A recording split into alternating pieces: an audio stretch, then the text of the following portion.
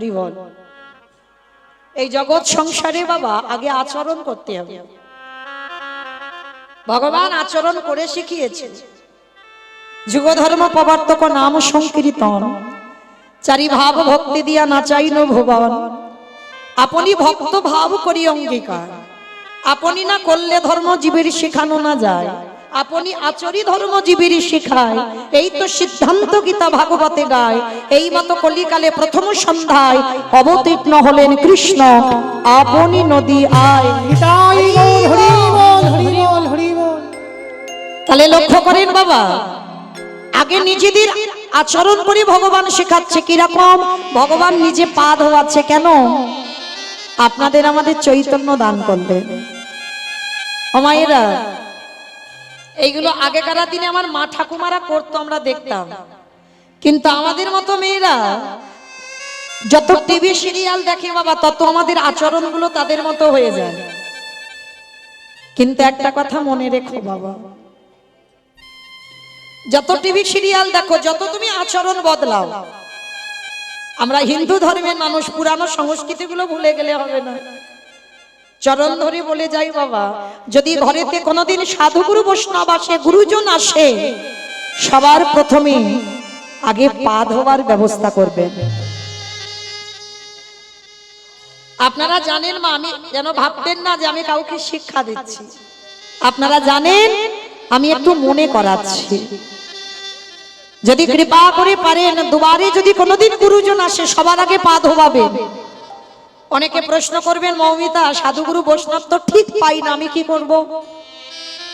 গুরুদেব দেহ রেখেছেন, আমি কি করব? বলে তারও ব্যবস্থা আছে। যে যার ঘরের বাবা মা তো আছে, যে যার ঘরের শ্বশুর শাশুড়ি তো আছে। আমার কথা নয় বাবা, ভাগবতের কথা। ভগবান কৃষ্ণ প্রথমেই বলছে, সব থেকে বড় গুরু হলো যে যার ঘরের বাবা মা। আমার কথা বিশ্বাস করতে হবে না বাবা, সবার আগে বাবা মা বড় গুরু। তারপরে গুরু হলো শিক্ষা গুরু, দীক্ষা গুরু। তারপরে গুরু হলাম আমি, ভগবান। ওই ভগবান নিজেকে আগে বলেনি সবার আগে আমি বড় গুরু, আমার ভজন করো না। চরণ ধরে একটা কথা বলে যাই বাবা, যেতে হবে না নবদ্বীপ, যেতে হবে না বৃন্দাবন, হরিদ্বার, দক্ষিণ ভারত, পশ্চিম ভারত, কুম্ভ মেলায়, কোথাও যেতে হবে না। যদি তুমি বছর অন্তর একবার করে জীবিত ভগবান পূজা করো, আমার বিশ্বাস, এই হরি বাসরে দাঁড়িয়ে বলে যাচ্ছি, বছরে একবার জীবিত ভগবান পূজা করো। লাখ টাকা খরচা করে দুর্গা পূজা করছো, হাজার হাজার টাকা খরচা করে কালী পূজা করছো, লক্ষ্মী পুজো, সরস্বতী পুজো, সব পূজা করছে। বাঙালি 12 মাসে 13টা পার্বণ হচ্ছে, সব পূজা করো। কিন্তু একজন ভক্ত হৃদয়ে হাত রেখে বলতে পারবেন না যে আমি জীবিত ভগবান প্রতি বৎসর পূজা করি। আর জীবিত ভগবান তো যে যার ঘরের বাবা মা। ও মায়েরা, লাখ টাকা লাগে না গো, একটু বসবার জায়গা দিয়ে। যাদের বাবা মা বা শ্বশুর শাশুড়ি বেঁচে আছে, যারা হারিয়ে ফেলেছো আর তো পাবে না, যাদের আছে একবার আসনে বসিয়ে, বছরই একবার, রোজ রোজ নয়, বাবা মা চরণ যুগল ধৌত করে বাবা মার গলায় একটু মালা দিয়ে একটু যত্ন করে খাইয়ে দিও। ভগবান বলছে, সেই ভক্ত যদি আমাকে ডাকতে ভুলে যায়, সারাদিন যদি আমার কথা মনেও না করে, আমি ভগবান সারা জীবন সেই ভক্তের দুয়ারে বন্দী হয়ে যায়। নিতাই গৌর হরি বল, হরি বল, হরি বল। চেষ্টা করবেন মা, এই হতভাগিনীর কথা যদি কারোর মনে থাকে, বৎসরে একবার জীবিত ভগবান পূজা করতে। তাই তো ভগবান কৃষ্ণ রাজস্বই যজ্ঞে আগে পা ধোয়ার কাজ করছে। শুধু পা ধোয়ালো নয়, আরো একটা কাজ করেছিল বাবা। যারা যারা প্রসাদ পেয়েছিল, আমার কৃষ্ণ দয়াময় ওই এঁঠো পাতাগুলো নর্দমায় ফেলেছে। শুধু নর্দমায় ফেললো না, আরো একটা কাজ করেছি। ওই এঁঠো পাতাগুলো যেখানে ফেলছি, চারিদিকে দেখছি কেউ নেই। পাতা থেকে যারা প্রসাদ পেয়ে বাবা এঁঠোগুলো রেখে দিয়েছে, একটু করে এঁঠো আমার কৃষ্ণ তুলে নেয়। ভগবান নিজে আড়ালে সারা গায়ে মাখছে। ও যে ভকেতে তাই ভগবান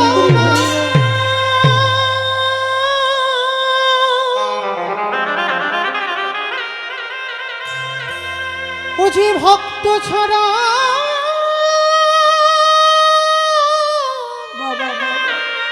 কিছু জানে না,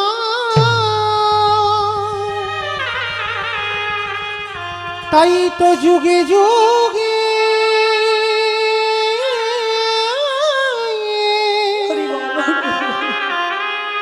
ও যে ভক্তের কাছে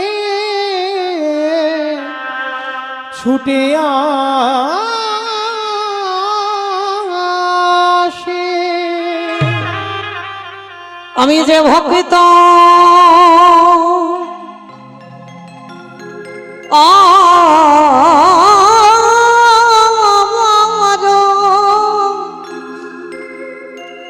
ভগবান ভালো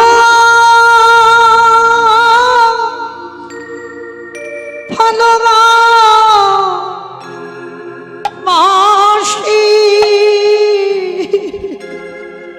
শুধু এ যোগে হরি বল হরি বল হরি বল। প্রতি যুগে যুগে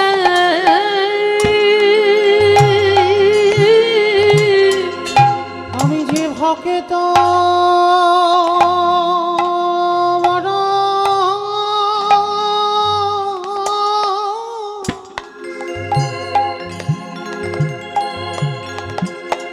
বড় ভালো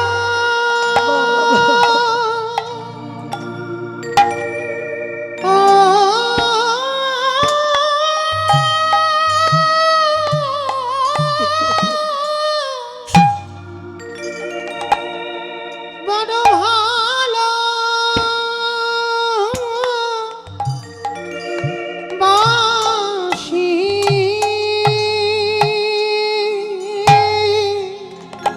অগয়া যোগে না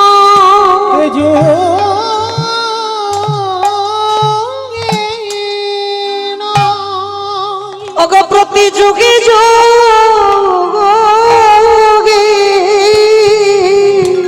আমি যে ভক্ত বাবা বাবা ও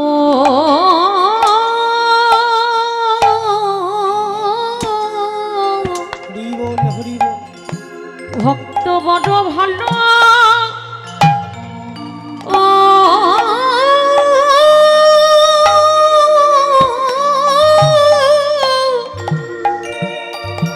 ভালোবাসি। আজ যুধিষ্ঠির বললেন কৃষ্ণ দয়াময় ওরে কৃষ্ণ দয়াময়, এই জগতে ভক্তদের চরণ ধোয়ালে মেনে নেওয়া যায়। ওই ভক্তদের এঁঠো পাতা নর্দমায় ফেললে মেনে নেওয়া যায়। হে দয়াময়, শেষে তুমি ভক্তদের এঁঠো কেন তুমি অঙ্গে মাগিলে? ভগবান মৃদু হেসে বললেন, দাদা গো, এ যে হলো আমার কর্ম ফল গো। নিতাই গৌর হরিব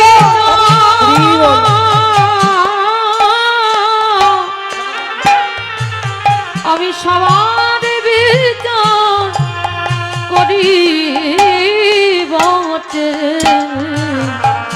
কিন্তু এ যে হলো আমার কর্মফল। আস্তে যুধিষ্ঠির মহারাজ চমকে উঠেছে। কৃষ্ণ, তুই নিজেকে বলছিস কর্মফল, মানে তুইও পাপ করিস? বলে দাদা গো, এই জগতে সবাই তো পাপ করে, আর সবার বিচার আমি কৃষ্ণ ভগবান সিংহাসনে বসে করি। সবার বিচার ভগবানের হাতে, কিন্তু ভগবান বলছে সবাই পাপী, আমি পাপী নয়, আমি মহা মহা পাপী। কৃষ্ণ তুমি নিজেকে বলছো মহাপাপী, কি এমন পাপ? বলে জানো, পাপটা তো আমি কৃষ্ণ অবতারই করিনি, করেছিলাম ত্রেতা যুগে রাম অবতারে। আমি নিজের হাতে একটা মণিপুত্রকে হত্যা করেছিলাম। মণিপুত্র সেটাকে বলে বিশ্বের সবার মণির ছেলে, যার নাম রাবণ। আর যেই না রাবণ নামটা শুনেছে যুধিষ্ঠির মহারাজ চমকে উঠেছে। বলে কৃষ্ণ এইটা কি কথা বললে? রাবণ, রাবণের মতো দুরাচার, রাবণের মতো পাপিষ্ঠ, তাকে মারলে আবার জীবনে পাপ হয়? কি মায়েরা আপনারা কি বলেন? রাবণের মতো মানে যে দেশের হানি আনে বাবা, দেশের ক্ষতি করে, তাহলে তাকে যদি মারা হয়, তাকে যদি খুন করে দেওয়া হয়, অপরাধ হবে? তাহলে রাবণের মতো একটা দুরাচার, রাবণের মতো পাপিষ্ঠ, সেই রাবণকে মেরে রামচন্দ্রের মাথা থেকে পা পর্যন্ত পাপী হয়ে গেল। এটা ভাবা যায়? আচ্ছা বলেন তো, রাবণ ভালো লোক না খারাপ লোক গো? ভালো লোক। হাই ভগবান বলে ভালো লোক। সব মাথার গন্ডগোল হয়ে গেছে। কেন ভালো লোক কি করে হবে? কি অন্যায় করেছে? আর ভগবানের বউটা চুরি করলো কে? রাধে। এই যে বাবা ভক্ত দুরকম, শুধু মনে রাখবেন, ভক্ত এক রকমের নয়, দু রকমের ভক্ত হয়। একটা বহিরঙ্গ আর একটা অন্তরঙ্গ। এখানেও আছে বাবা বহিরঙ্গ ভক্ত আর অন্তরঙ্গ ভক্ত। অন্তরঙ্গ ভক্তদের সঙ্গে বাবা বহিরঙ্গ ভক্তদের মেলালে হবে না, বাইরের ভক্তদের সঙ্গে আলাদা আলোচনা হবে। যেটা আমার মহাপ্রভু সকাল থেকে সন্ধ্যা পর্যন্ত নগর ভ্রমণে কীর্তন করত, এটা বহিরঙ্গ ভক্ত, সবাইকে নিয়ে করা যায়। কিন্তু অন্তরঙ্গ ভক্ত, তাদের কাছে বাবা ওই বহিরঙ্গটা মিলিয়ে নিলে হবে না। তা বহির জগতের ভক্ত যারা, তারা বলবি রাবণ ভালো লোক নয়, যাদের কোনো জ্ঞান অভিজ্ঞতা নেই। আর যারা অন্তরঙ্গ ভক্ত, তারা তো বোঝে। রাবণ এমনি এমনি সীতামাকে চুরি করেনি, নারী তো ভোগের নয়। কি বাবা আপনারা কি বললেন? নারী ভোগের সম্পদ? যারা বলে সারা জীবন ভোগ করেই যায়, নারী কোনোদিন ভোগের সম্পদ নয়। নারী সাধনা, নারী আরাধনা, নারী ভজন। হ্যাঁ হ্যাঁ বেশ। অসুরদের অত্যাচারে দেবতারা স্বর্গ ছাড়ে। যদি দশভুজা দুর্গা 10 হাতে অসুর নিধন না করিত, বলো দেবতারা যেত কোথায়? যদি অসুর নিধন না করিত, দেবতারা যেত কোথায়? আস্তে ও মাইরা, মহালয় দেখেছো তো? মহালয় দেখো না? আর মহালয় যারা দেখেছো, দেবতাদের তেজ দিয়ে একটা নারীর সৃষ্টি হলো, কই পুরুষ নয়, নারী। আর সেই নারী দশভুজা দুর্গা 10 হাতে অসুর নিধন করে দেবতাদের দেবত্বটা রেখে দিল। তাহলে নারী ছিল। আবার ভুরি ভুরি প্রমাণ দেওয়া আছে, দেখেন। চণ্ডী ঠাকুরের রামের চরণ ভজন করেছে। ঠিক আছে, রাধা কৃষ্ণের প্রেম তত্ত্ব চণ্ডী ঠাকুর বুঝতোই না, কারণ চণ্ডী ঠাকুর মা বাসুলি সেবা করত, মা কালী ভক্ত, মায়ের আরাধনা করত। তা মা নিজের হাতে করে বৃন্দাবনে নিয়ে সাক্ষাতে রাধা গোবিন্দ লীলা দেখাচ্ছে। বাবা চণ্ডী ঠাকুর বুঝতে পারছেন, অভিজ্ঞতা নেই তো মা হাত ধরে ফিরিয়ে আনলো, বলে চল ঘরে চল, এ লীলা বুঝতে পারবি না। বুঝতে পারলো কবে? ওই রামের প্রেমে যেদিন পড়লো, ওই রজকিনীর প্রেমে পড়ে রাধা কৃষ্ণের প্রেম তত্ত্ব লীলা বুঝতে পারলো। তাহলে রামই অন্যের ঘরে স্ত্রী, তাকে ভালোবেসে, তবে ভালোবাসাটা জড় জগতের মতো নয়। চণ্ডী ঠাকুর চরণ সেবা করতো রামের, আর রামের চরণ সেবা করে পেয়ে গেল রাধা মাধবের কৃপা। বিল্লমঙ্গল একজন পতিতা বার বনিতা চিন্তামণির চরণ সেবা করে রাধা মাধবের কৃপা পেল। জয়দেব গোস্বামী মা পদ্মাবতীর চরণ সেবা করে দর্শন পেয়ে গেল। কলিযুগে শ্রী শ্রী রামকৃষ্ণ পরমহংসদেব মা শারদার চরণ সেবা করল। কি করেনি? ভুরি ভুরি প্রমাণ।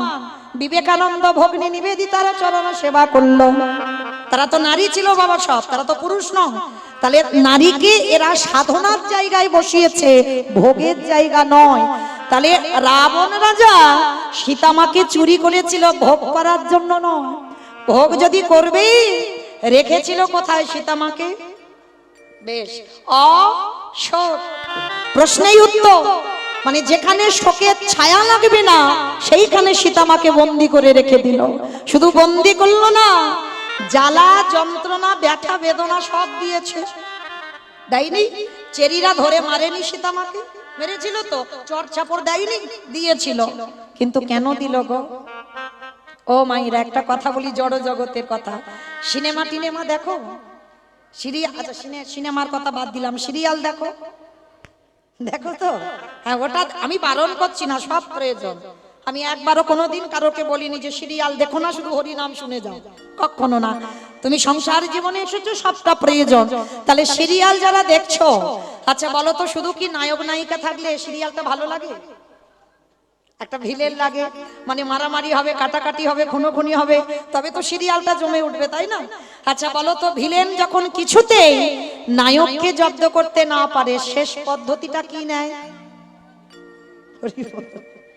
নায়িকাকে তুলে নিয়ে যায়। হ্যাঁ, নায়িকাকে যদি তুলে নিয়ে, বাবা শুধু তুলে নিয়ে যাবে না, জ্বালাবে, যন্ত্রণা দেবে, ব্যথা দেবে, বেদনা দেবে, কষ্ট দেবে, তাই না? যেটা জড়জগতের সিনেমাতে হয়, দেখি আমরা। তাহলে দেখেন, এই যে তুলে নিয়ে গেল, আর কি বাবা ভিলেনকে নায়কের কাছে যেতে লাগবে? 10 তলা বিল্ডিং থেকে বাবা ঝাঁপিয়ে নায়িকার কাছে যাবে না? কি গো, একেবারে ঝাঁপিয়ে আর তার কাছে যেতে হবে না, নায়ক ছুটে আসবে নায়িকার কাছে। কেন? ওই যে বসে বসে কাঁদছে, জ্বালা যন্ত্রণা হচ্ছে, একটা টান আছে না? তাহলে এইবার শাস্ত্রের দিকে, তত্ত্বের দিকে মিলিয়ে দেখেন, রামচন্দ্র যদি নায়ক হয়, আমার সীতামা যদি নায়িকা হয়, রাবণ যদি ভিলেন হয়, জব্দ করতে পারছে না তো রামকে, শেষে সীতামাকে তুলে এনেছে। শুধু তুলে আনলো না, চেরিরা জ্বালাচ্ছে, যন্ত্রণা দিচ্ছে। আর সীতারূপী নায়িকা যখন নায়কের নামে ধরে ধরে কাঁদে, আর কি নায়ক রূপী রামচন্দ্র থাকতে পারবে? 7 সমুদ্র 13 নদী পার করে সোনার লঙ্কা পুরীতে আসবে। কি গো, আর কি যেতে লাগলো রাবণকে? ছুটে এলো রাম সোনার লঙ্কায়। আর রাবণের প্রথমা স্ত্রী মন্দোদরী মা, মন্দোদরী, আমি এমনি এমনি সীতামাকে আনিনি। কেন আনলাম জানো? যেদিনই আমার রাম আসবে, সেদিনে যদি আমার লঙ্কায় খরা দেখা দেয়। আমার খরা মানে কি গো? প্রচুর বৃষ্টি। খরা মানে অনেক বছর বৃষ্টি হয়নি, তাকে খরা বলে। হ্যাঁ, আর যদি খরা দেখা দেয়, সেই দিনে যদি আমার রাম আসে, বলো বলো মন্দোদরী, পলকে দিয়েছ তুমি ধোয়াইবে। নিতাই গৌর হরি বল, হরি বল। যেদিন রামচন্দ্র লঙ্কায় আসবে, সেদিনে কি দিয়ে বলো ধোয়াইবে। মন্দোদরী, আমি অত বোকা নয়, তোমার মতো কেঁদে কেঁদে চোখের জল অপচয় করব। আমি জায়গায় কাঁদবো, যেদিনই আমার রামাই আসবে। যদি রাজ্যে জলে না থাকে, আমার চোখের জলে ছাড়া আমি ধোয়াইব। হে রামে দয়া, নিতাই গৌর হরি বল, হরি বল, হরি বল। হে রামে দয়া করো বলে, সেদিনে চোখের জলে ধোয়াইব। বেশ, আজকে সেই রাবণ রাজার বধ করে রামচন্দ্রের পাপ হলো। সেই পাপ কবে ধুলো? কৃষ্ণ অবতারে যুধিষ্ঠির রাজস্বয় যজ্ঞ। আর মায়েরা যেখান থেকে গিয়েছিলাম আবার ঘুরে ফিরে এলাম, মনে পড়ছে? এইবার যুধিষ্ঠির যজ্ঞে কৃষ্ণ আমার পা ধোয়ার দায়িত্বটা নিয়েছে। অগ্নিদেব, পবনদেব, বরুণদেব, ইন্দ্র, ইন্দ্রাণী, ব্রহ্মা, সাবিত্রী, শিব, দুর্গা সব পরপর লাইনে আছে। আর কৃষ্ণ পা ধোয়ায় আর যজ্ঞের ভিতরে ঢোকায়। এমন সময় জগৎজননী মা, কি গো এখানে সব আছে, মাও আছে বাবাও আছে। জগৎজননী মা আমার বাবাকে ডেকে বলছে, প্রাণনাথ, ও প্রাণনাথ। যেই না প্রাণনাথ বলে ডেকেছে, বাবা ভোলানাথ বলছে, বেশ বলো কেন আমায় ডাকছো? প্রাণনাথ, আর দেরি নয়, চলো এবার আমাদের পা দুটো ধোয়াবে, একটু পা দুটো ধুইয়ে নি। বলে তোমার মাথা ঠিক আছে তো? কৃষ্ণ পা ধোয়াবি আর আমার পা দুটো ধুইয়ে দেবো, বাড়িয়ে দেবো? শোনো, তোমার যদি ইচ্ছা করে তো তুমি লাইনে দাঁড়াও, আমার পা কৃষ্ণ ধোয়াতে পারবে না। এই বলে বাবা কি করেছে, বাবা প্যান্ডেলের বাইরে চলে গেছে কৃষ্ণের চোখে ধুলো দেবে বলে। কি গো মায়েরা, পারবেন কৃষ্ণের চোখে ধুলো দিতে? এই যে আমি একটু উপরে দাঁড়িয়ে আছি, ভুল কথা, আমি উপরে নেই, আপনারা উপরে বসেছেন, আমি নিচুতে দাঁড়িয়ে আছি, বুঝতে পারছেন? নববিধা ভক্তির মধ্যে আগে তো ওই জায়গাটা, পরে এই জায়গাটা, তাহলে এটা নিচু, ওই জায়গাটা নিচু। ভাবার ভুল বাবা, এটা কীর্তন, অনুভব করতে হবে। আপনারা যদি না থাকতেন কীর্তনিয়ারা যেত কোথায়? তাহলে জীবনে বলবেন না যে আপনাদের থেকে কীর্তনিয়ারা অনেক উপরে, কখনো নয়। আপনারা উপরে বসেছেন, কীর্তনিয়ারা নিচেতে দাঁড়িয়েছে। কেমন? তো এইবার সব দেখাটা ঠিক নয়, সব দেখাটা বাবা শাস্ত্রের সঙ্গে মেলাতে পারবেন না। চোখের যে দেখছো সেটা গ্রন্থে মেলাতে পারবেন না, তাহলে শাস্ত্র নিয়ে কথা বলতে হবে। তাহলে এইবার ভোলানাথ প্যান্ডেলের বাইরে গেছে, কৃষ্ণ মনে মনে ভাবছে, দেখেছো ওই বেটার পা ধোবাবো বলে আজকের আমার এই দায়িত্বটা নেওয়া, আর ও বেটা প্যান্ডেলের বাইরে চলে গেল। হ্যাঁ, রাবণকে মেরে যে পাপটা করে রেখেছি, ওনার মতো বৈষ্ণবের পা না ধোবালে আমি মুক্তি পাবো না। মানে ভগবান পর্যন্ত ভোলানাথের কেমন শ্রদ্ধা ভক্তি করে দেখেন। রাবণকে মেরে যে পাপ করেছে, ভোলানাথের চরণ না ধোয়ালে বাবা পাপ মুক্তি পাবে না, সমাজকে শেখাচ্ছে। হ্যাঁ, এইবার কি করেছে, ভোলানাথ বাইরে চলে গেছে, ভগবান সবার পা ধোয়াচ্ছে। ও মাইরা, এই যে আমি মোটামুটি দেখতে সবাইকে পাচ্ছি, আমার চোখে ধুলো দেওয়া যায়, কিন্তু ওই যে মন্দিরে যে বাটাটা দাঁড়িয়ে আছে, পারবেন ধুলো দিতে? দরজা বন্ধ কর, দরজা বন্ধ করে দিলে দেখা যাবে না, না বেশ। কিন্তু বাবা সেই যে গৌতম মুনির স্ত্রী অহল্যা সতীত্ব নাশ করলো কে? দেবরাজ ইন্দ্র। তাতে দেবরাজ ইন্দ্র অভিশাপ দিল, তো সর্বঙ্গে হবে ভোগ চিহ্ন। কান্নাকাটি করার পরে আশীর্বাদে হলো 1000 চোখ। মানে ইন্দ্রের শরীরে 1000 চোখ, কিন্তু তার থেকেও আর ওই ছেলেটা যে ঘরের ভিতরে বসে আছে না, ওর শরীরে আরো চোখ বেশি। মানে চারদিকে ঘুরে ঘুরে বেড়াচ্ছে, কে কি করে দেখি, কে কীর্তন শুনছে, কে গল্প করছে, কে কেঁদে যাচ্ছে, কে আবার বসে বসে। আমি দেখতে পাচ্ছি না, কিন্তু ওই ছেলেটার চোখে ধুলো দেওয়া যাবে না। এইবার ভগবান তো সবার পা ধোবাচ্ছে, আর আড়ালে ভোলানাথ গিয়ে মনে মনে ভাবছে, কি করা যায়, কি করা যায়, কি করে কৃষ্ণের চোখে ধুলো দেব। ভাবতে ভাবতে বাবা পিছনের প্যান্ডেলের পিছনে গিয়ে দুম করে একটা কুকুর হয়ে, বাবা পৃথিবীতে যত পশু পাখি আছে, কুকুরের থেকে প্রভু ভক্ত আর কেউ হবে না। আর কুকুর রূপটা ধারণ করে মনে মনে ভাবছে, দাঁড়াও এইবার আমি ওই কৃষ্ণের পায়ের তলা থেকে গলে ভিতরে চলে যাই। ভগবান সব তো শুনতে পাচ্ছে বাবা। অনেকে না ভগবানের কাছে গিয়ে ঝোড়া ঝোড়া মানত করে, খবরদার, যারা মূর্খ ভক্ত তারা মানত করে, যারা বুদ্ধিমান যারা চালাক ভক্ত তারা জীবনে মানত করে না। তিনি হচ্ছে ভক্তাধীন, ভক্তের অধীন। তাহলে প্রয়োজন লাগে না কিছু বলতে, অন্তর্যামী সব জানতে পারে তোমার মনে কি চলছে। তাহলে কেন আমি কষ্ট করে ভগবানের কাছে বলবো, ঠাকুর আমার ছেলের একটা চাকরি দাও? কেন বলবো? আমার সংসার যেন সুখের হয়। প্রয়োজন নেই, তোমার মনের কথা সে তো ঠিক জানে। তুমি কর্ম যদি ঠিক করো তবে তো তোমার ভগবান ফলটা দেবে, তাই না? আর কর্ম ঠিক নাই, শুধু আঁচল পেতে চেয়ে যাচ্ছ, আমায় দাও, আমায় দাও, আমায় দাও, দেবে বলে মনে হয়? ভগবান শুনতেই পাচ্ছে না। হ্যাঁ, এইবার লক্ষ্য করেন, এইবার ভোলানাথ পিছনে মনে মনে ভাবছে কৃষ্ণের পায়ের তলা থেকে গলে যাব। ভগবান সব শুনতে পাচ্ছেন, আর ইচ্ছা করে পা দুটো ফাঁকা করে সবার পা ধোয়াচ্ছে। আর ভোলানাথ পিছন থেকে এসে সবে মাথাটাকে আর যেই না মাথাটা দিয়েছে কৃষ্ণ দুটো হাত নিয়ে একেবারে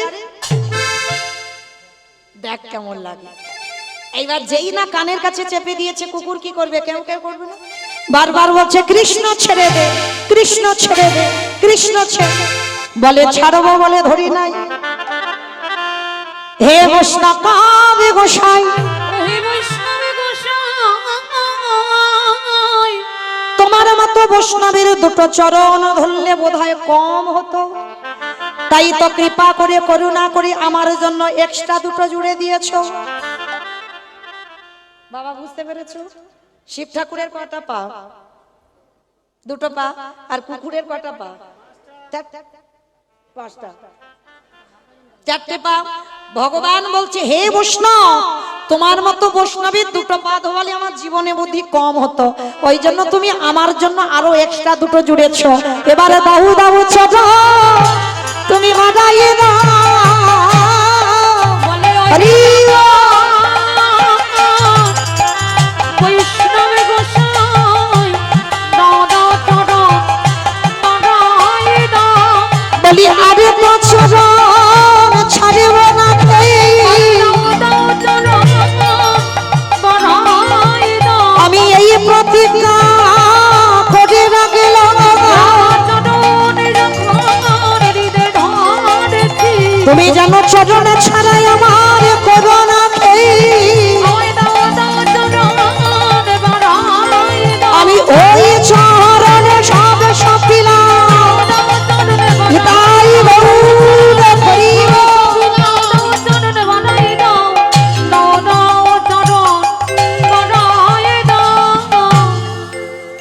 এইবার ভগবান কি করেছে, মোটা দড়ি নিয়ে কুকুরটাকে বেঁধেছে। আর বাঁধলে কি হবে মা? চারটে পা শুধু ছটফট করছে। ভগবান বলে এবার পায়ের ব্যবস্থা করতে হবে। এইবারে দড়ি দিয়ে কুকুরের চারটে চরণ বেঁধে দিয়েছে। এইবারে যেই না চরণ চারটে বেঁধে দিল, এইবার অবস্থাটা দেখো। ভোলানাথ ধুলাই গড়াগড়ি দিয়ে বলছে কৃষ্ণ আমি অন্যায় করেছি, আমায় ছেড়ে দে। চুপ, কথা হবে না, খালি দেখে যাও। যারে ধরি তারে ছাড়ি না, যারে ছেড়ে দিই এ জীবনে ধরি না। ভালো করে বুঝে নাও, যারে ধরে ভগবান তারে ছাড়ে না, আর যারে ছেড়ে দেয় এ জীবনে তারে ধরে না। তো এইবার যেই না চরণ দুটো ধরে ভগবান বলছে দাঁড়াও, সবার পা ধোয়াচ্ছে ঘটিতে করে জল দিয়ে। আর বৈষ্ণবের বেলা কি করেছে জানো? খাল বিলি নদী নালারা জলে নয়, কৃষ্ণ দয়াময় আমার আজ চোখের জলে এ চরণ অগ চরণ ধোবা ধোবা ইছে হে বৈষ্ণব কৃপা